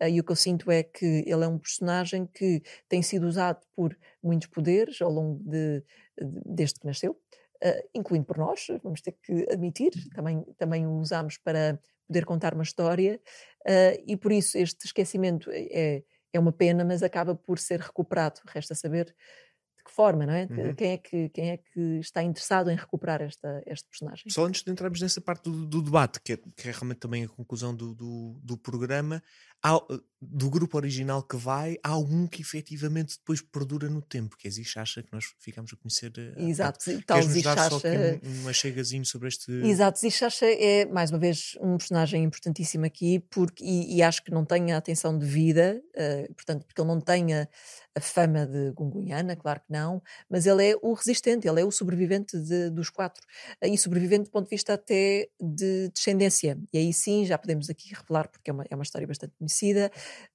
Zichacha volta a ter filhos na terceira, e há uma família Zichacha neste momento a viver na Ilha Terceira, descendente deste homem. Ele é alguém que termina os seus dias como guarda florestal no Monte Brasil, nunca, apesar de ter tido, ele teve uma relação com uma mulher, também é um caso interessante, ele teve uma relação com uma mulher casada cujo marido estava a viver nas Flores, portanto, isso foi uma coisa que eu tentei explorar, mas não consegui ter muita informação. Interessaria-me muito perceber como é que Zichacha conhece esta mulher, como é que se desenvolve uma relação, como é que as coisas aconteciam, que locais é que eles frequentavam para poderem desenvolver estas relações, porque é que Zichacha desenvolveu esta relação e os outros três, nenhum deles voltou a casar, vamos pôr assim entre aspas. Pode ter sido por falta de tempo, claro, no caso de Godid, no caso de Gungunhana, o facto de ter sofrido até ao fim por ter ficado sem as 7 mulheres, Mulungo pela sua própria depressão e mais resignado, e eis um lado da história que eu adorava ter sabido mais, mas tivemos uma limitação enorme de fontes e por isso eu tive que aceitar que não sei como é que ele se relacionou com a senhora. Sei que tiveram 2 filhos, um deles morreu. O primeiro morreu, o segundo sobreviveu, chamava-se Roberto Zichacha, e hoje há o quarto, o Roberto Zichacha, que vive em França, mas nasceu na terceira. Realmente é de todo esse eixo único que ainda continua a ter uma permanência no tempo e no espaço. Isso também é uma perspectiva interessante, como as duas histórias depois realmente se unem, não é? E ele torna-se açoriano, torna-se terceirense de corpo e alma. Gungunhana morre. Temos o final aqui da nossa história corpórea. Contudo, não é o fim da história de Gungunhana e muito menos o fim da história de Moçambique. Não é? Moçambique torna-se um país independente e subitamente surge aqui a necessidade de encontrar um espírito unitário para a nação, uma mitologia comum, e Gungunhana volta a ser recuperado. Samora Machel faz a intenção de usar um bocado como um espírito de um elemento de unidade nacional, sendo que existe depois todo o elemento da sepultura, que acaba por ser mais ou menos o término da história de Gungunhana. Miyakoto, que é um convidado do programa, fala muito bem sobre esta perspectiva de, na realidade, e o programa tem isto, de ser não só a procura da história de um homem, mas também a procura da história de uma nação, de um povo, de uma identidade. Agora sim quero perceber da tua parte. Agora é que isto vai começar. Agora é que foram elas. Há uma tentativa de politizar Gungunhana, não é? Nesse sentido do elemento de unidade nacional. Essa tentativa é sucedida? É funcional? Gungunhana é efetivamente um elo de ligação para o povo moçambicano?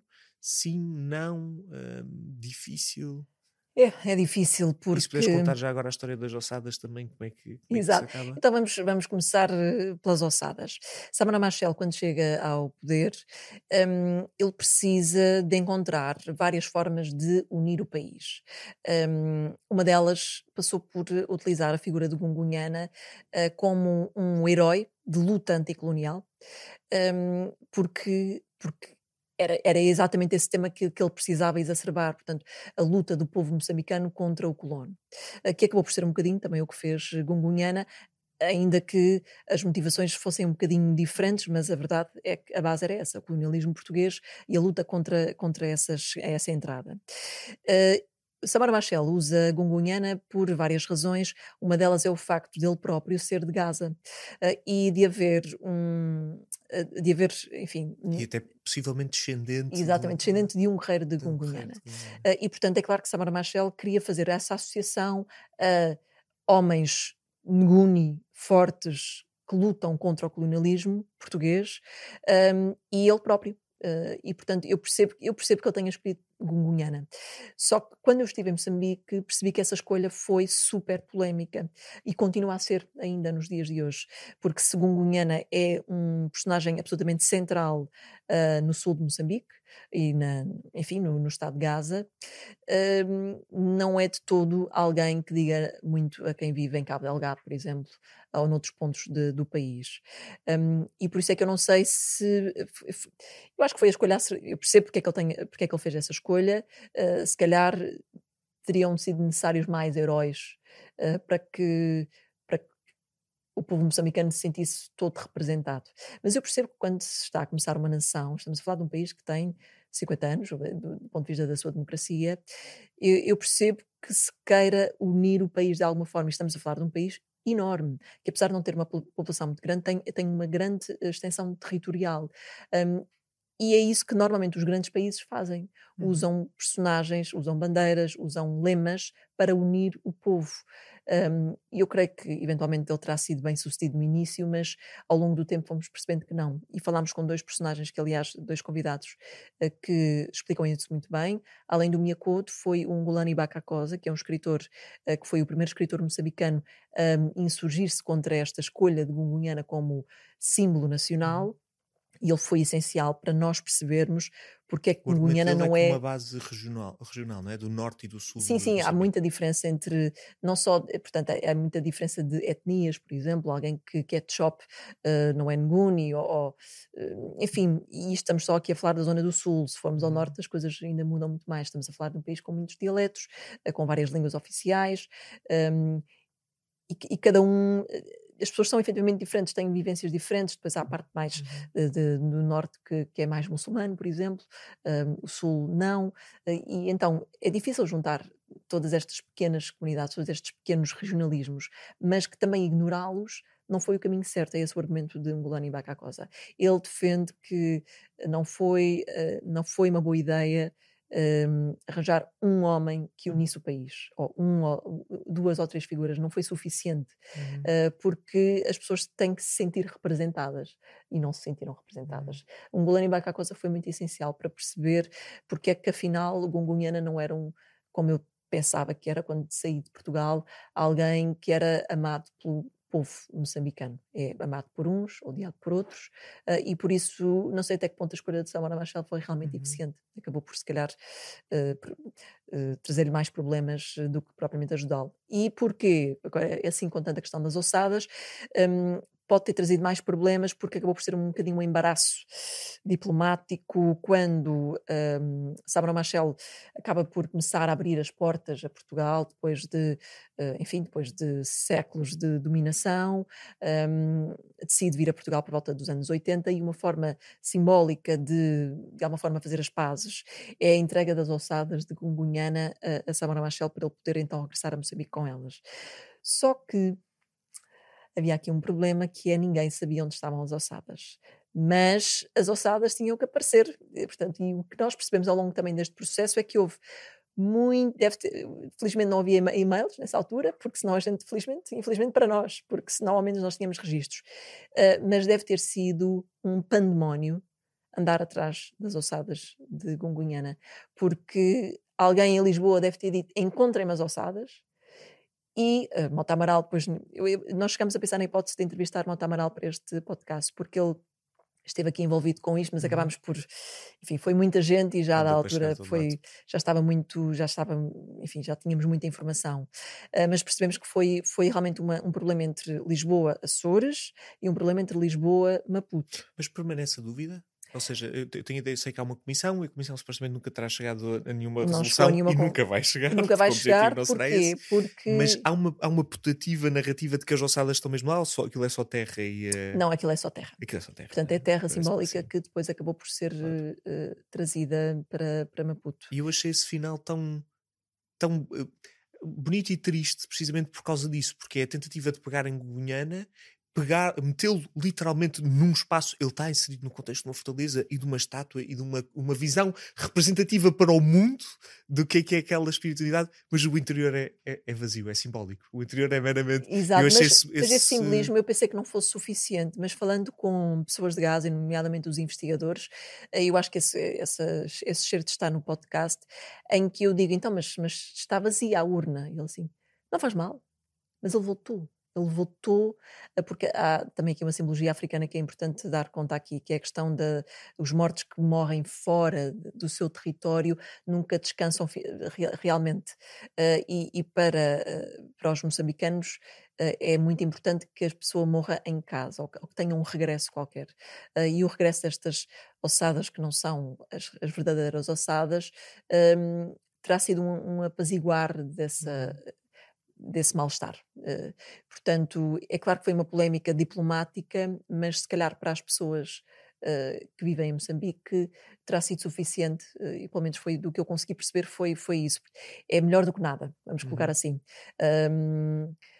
O que é que podemos dizer sobre as ossadas? Elas foram retiradas, foram colocadas num tailão geral, e quando nós fizemos o colóquio em 2024, primeiro colóquio internacional sobre Gungunhana, alguns académicos sugeriram a hipótese de se estudar esse tailão à procura de pequenos resquícios. Claro que isso é só para percebermos qual é a loucura de Gungunhana. A loucura de Gungunhana é esta: é irmos revirar num espaço onde estão ossos de sabe-se lá quantas pessoas, incluindo os ossos de Gungunhana, para tentar descobrir pequenas partículas que possam provar que ali Claro, estão que as seja, ossadas. não é? Esta é a loucura gungunhana.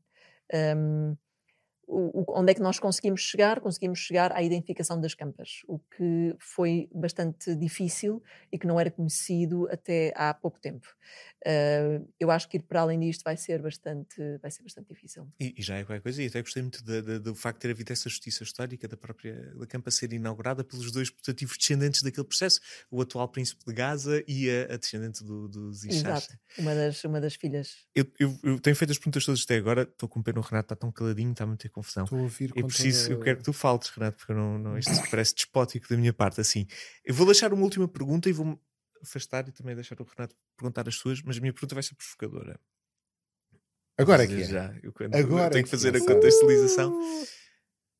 Parece-me que a temática essencial subjacente a este programa é uma temática de identidade, não é? Ou seja, nós vamos percebendo a identidade do próprio Ngungunhana, desse homem, como ela foi mudando ao longo do tempo, e depois no final começamos a questionar outros tipos de identidade.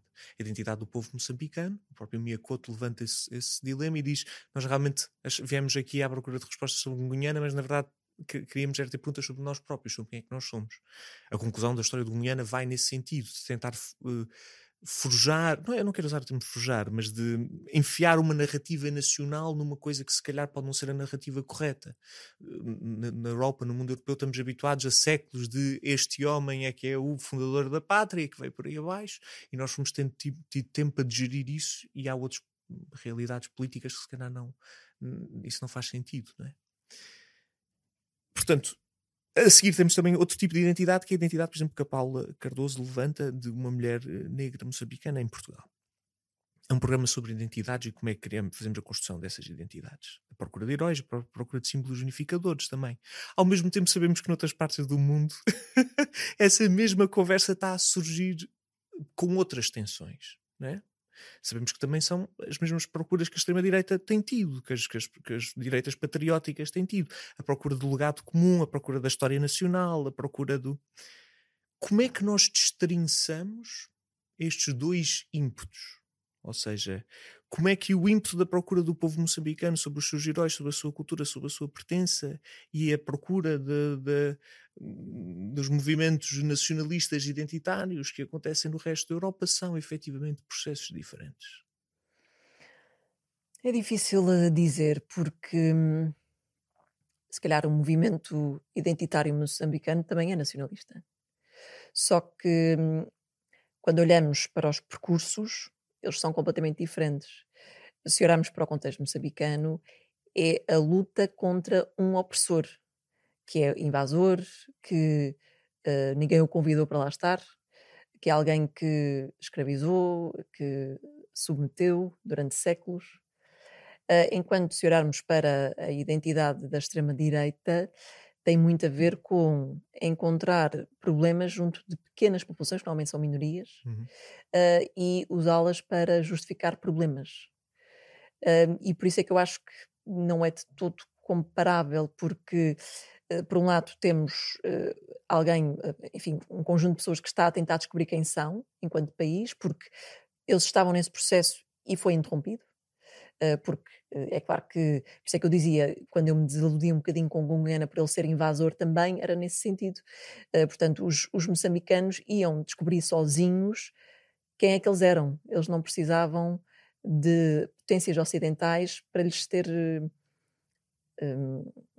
cortado esse caminho, ou adiado esse caminho durante séculos. Enquanto fazer essa comparação com a extrema-direita é bastante difícil, porque os movimentos identitários nacionalistas que vemos aqui no Ocidente têm pouca base teórica, têm uma base muito frágil, eu acho, que já foi desconstruída tantas vezes e mesmo assim volta, não é? Volta a ser usada com personagens diferentes, mas o método é o mesmo. E custa-me fazer essa associação, não consigo. Eu gostei particularmente dessa conclusão da capacidade de teres olhado para Gungunhana e teres-te desiludido com o homem, por isso é um bom sinal, quer dizer que é uma procura genuína e não propagandística, não é? Parece-me sempre que nestes processos o erro é nunca nos desiludirmos com o homem, aí é que começa a haver problemas a sério. Não, Todos eu os homens desiludi-me são bastante, os mitos, as lendas, a maior coisa de sempre, aí sim é que entramos nos processos historicamente complicados, quando olhamos e dizemos, olha, realmente isto não dá para tudo, isto tem aqui falhas, aí é que se torna real. Sim, não é? sim, a minha viagem a Moçambique foi muito. Adorei estar em Moçambique, nós estivemos lá 3 semanas, mas foi um misto de muitas emoções, foi uma viagem muito difícil e foi uma grande desilusão, porque. Mas a culpa é minha, eu é que trazia uma ideia feita de alguém e ela não correspondia à realidade. E por isso, mais uma vez, quando nós começámos no início da conversa a falar sobre jornalismo, porque é que é importante, porque é que isto é um cunho jornalístico, tem a ver com isto, não é? Portanto, ir ao terreno e poder cruzar fontes e comprovar as coisas, no fundo é isso. Tens perguntas, Renato? Tenho aqui duas curiosidades finais. A primeira tem logo a ver com isso que tu estávamos a falar do processo dos Ixacha e da dificuldade que era ter mais informação sobre ele, e eu pergunto-me se, mesmo agora que já passou tanto tempo do processo de escrita do podcast e tiveste tempo também de ouvir a opinião das outras pessoas, pergunto-me o que é que ficou de fora do podcast, não porque tu não quisesses pôr, mas porque tu sentias que não podias pôr devido a um rigor jornalístico e histórico que querias, ao qual querias obedecer. Provavelmente muita coisa. Bom, falando aqui talvez da coisa mais óbvia, a questão das bisnetas, há aí muita informação que eu tive de deixar de fora e já foi um campo bastante de areias movediças, eu acho. A nossa navegação no tema das bisnetas foi difícil porque nós estávamos sempre ali no limite de resvalar para algo pouco factual. E talvez seja isso, ou seja, a questão das bisnetas, a informação que eu deixei de fora talvez seja um bom exemplo. Olhando mais para questões históricas, deixa-me pensar se há assim alguma coisa. Tu estás-te a lembrar de alguma específica que nós tínhamos falado? Não. Lembro-me que foi uma conversa constante, ou seja, Não vamos ter tempo para pôr tudo. não vamos ter tempo para pôr tudo, e nós podemos dizer isto e dizê-lo assim. Nós podemos usar este adjetivo a descrever esta pessoa, nós podemos colocar esta ideia, nós podemos contrabalançar isto com isto, e muitas vezes havia coisas que acabavam por não entrar, às Sim, vezes por coisas muito precaução, pequeninas, exato. quase mais por precaução, do que... É verdade. Eu acho que este projeto foi bastante ambicioso, mas eu acho que também nós tivemos muito cuidado, porque sabemos que os temas são bastante difíceis e são temas tabu, são temas que levantam muitas celeumas, e por mais que nós tocássemos em feridas constantemente, queríamos fazê-lo de forma séria. Ou seja, com base em factos, em fontes, e que não caísse na propaganda, lá está, que não é fácil, porque esse era talvez o meu maior receio, não é? Que isto não fosse visto como um trabalho sério, que fosse visto com um cunho qualquer, ainda que é óbvio que tem sempre, porque nós somos seres subjetivos e temos sempre essa nossa visão, mas eu tive uma grande preocupação para que a informação que lá estivesse muito bem justificada, muito bem fundamentada, ou então, se não estivesse, fosse rapidamente explicada à frente, ou seja, porque depois também há a questão de ser uma narrativa e de termos um storytelling que queremos que as pessoas continuem a ver, continuem a ouvir, e aí temos que usar também alguns instrumentos que são necessários na escrita para fazer com que as pessoas nos acompanhem, não é? Claro. Talvez o que Eu até ficou... acho que isso foi uma força do programa, ou seja, eu acho que o programa tem um cunho no sentido em que tu apresentas-te logo como a apresentadora e como a tua história de vida, e nós percebemos que isto, não vou dizer que isto seja opinião ou que seja uma perspectiva, mas tem uma visão do mundo. É isso, não é uma opinião, mas tem uma visão do mundo, sem dúvida. E isso é uma força um para ângulo. o programa. Exato. Assim, enquanto jornalista também foi uma E coisa percebes que não é bastante só um difícil. ângulo ideológico, ou seja, não é só uma mundividência, é um ângulo emocional também. Sim, Isto é a minha história, a minha forma de É a percepcionar diferença Sim. entre uma coisas. reportagem e um documentário. Numa reportagem é suposto Sim. aproximar-se do equilíbrio e da objetividade, enquanto um documentário, tu não vais ver um documentário na esperança de que aquela pessoa seja 100% objetiva. Pelo contrário, vais ver um ponto de vista específico sobre, mas aqui sobre determinados. Esse para mim foi um grande dilema inicial que eu tive, ainda antes de começar a escrever, é como é que eu ia justificar-me, como é que eu, porque eu, como é que eu ia justificar o meu pai, por exemplo, porque o meu pai é historiador, ele entra no podcast, portanto ele acaba por ser o gancho para esta história, e eu tinha muito receio, portanto a forma como os jornalistas são formados em Portugal é uma forma muito séria mesmo. Se queres ser jornalista em Portugal sério, tens de ser o mais neutro possível, e tens de encontrar essa tal imparcialidade, coisa que é muito difícil às vezes. E nesta história eu sabia que também não estaria a ser justa e correta para com quem nos ouvisse se eu não pusesse as coisas em pratos limpos. E por isso é que eu tive ali muito tempo a tentar perceber. Eu lembro quando nós começámos a escrever, ele veio montes de tempo até conseguir ultrapassar, e tu disseste, quando eu escrevi, finalmente, ela pronto, não consegui. ou seja, Mas isso admitir, foi a parte mais, sim. por isso é que eu pus logo no início, foi logo a Claro. abrir. Este é o meu pai, pronto, é a primeira coisa que eu digo. Este é o meu pai, pronto, agora eu sou jornalista, ele é historiador e a gente está à procura de uma estátua. Até porque a história é toda sobre descendência, memória, passagem de testemunho, portanto fazia todo o sentido tu começares com Sim. assumir E o feedback que eu mais recebi de quem ouve é essa relação com o meu pai. Portanto, as pessoas ficaram bastante tocadas porque se pensaram elas próprias com os seus pais, ou com um avô, ou com uma mãe que é interessada por história. Toda a gente já teve esta relação, e por isso é que as pessoas se identificaram muito com aquela relação pai-filha, e emocionaram-se muito com isso. Portanto, é talvez das coisas que mais mencionam em relação ao podcast, quando dão o feedback, que eu gosto muito do momento em que foi escolhido, aliás, o excerto inicial, em que eu estou com ele no carro. É uma coisa tão corriqueira, é mesmo pai-filha, não é? Podes ir para ali a ver à esquerda É mesmo e tal, cena de pai-filha, não é? Tipo, não, vai não vires aí, vira à esquerda. Tipo, pronto, e eu fiquei feliz por ter conseguido ultrapassar isso, porque foi durante muito tempo um bloqueio para mim. Como é que eu vou ser jornalista séria, vamos por assim, e ao mesmo tempo falar do meu pai e da minha vivência e do que é que me leva até esta história. Eu acho que é um positivo da história, e acho que não só é um positivo, como foi um dos vários motivos para os prémios. Estamos a fechar último minuto, premiação e possíveis caminhos que vêm por aí abaixo. Bom, então Já ganhamos um. nós ganhamos um prémio. Ai, foi tão bom. Sabes de cor como é que se chama o prémio? International Women's Podcast Award. Mas a categoria? A categoria é, como é que era? Other Language. Como é que era? Não te queria pôr on the spot, achava mesmo que mas tem um nome. Não, tem uma categoria muito gira. Sabes Portanto, de cor, eu- palavra a palavra. Não, eu sei lá, em português é. ou seja, acabei por traduzir para outra língua, não é? Other language than English. Como é que era? Tu lembras-te? Não. Agora esqueci. Agora pendurei-me a mim e a ti. Sim, mas na prática faz mal. é melhor Outra podcast língua, língua não inglês. sim, melhor podcast em língua, mas eles tinham realmente um objetivo giro. Tinha uma categoria tipo panache. específica. Sim. I Tem don't uma remember. subcategoria, E mas nós agora pomos na está descrição. nomeado para... Agora está nomeado para o ABES. O ABES é o prémio da Associação Internacional de Radiodifusão, International Association of Broadcasting.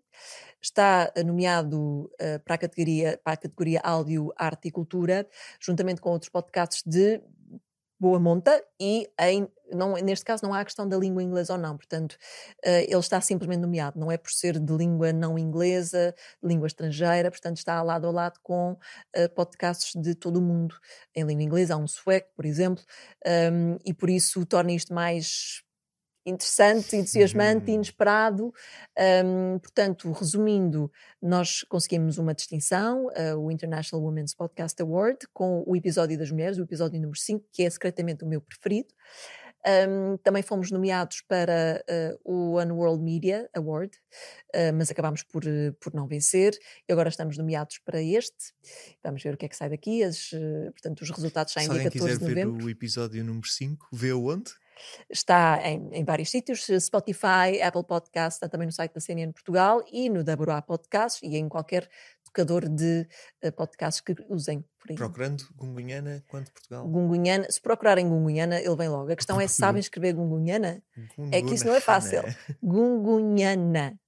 gungunhana. Sara Mel Rocha, obrigado. Foi um prazer podermos ter tido esta conversa finalmente.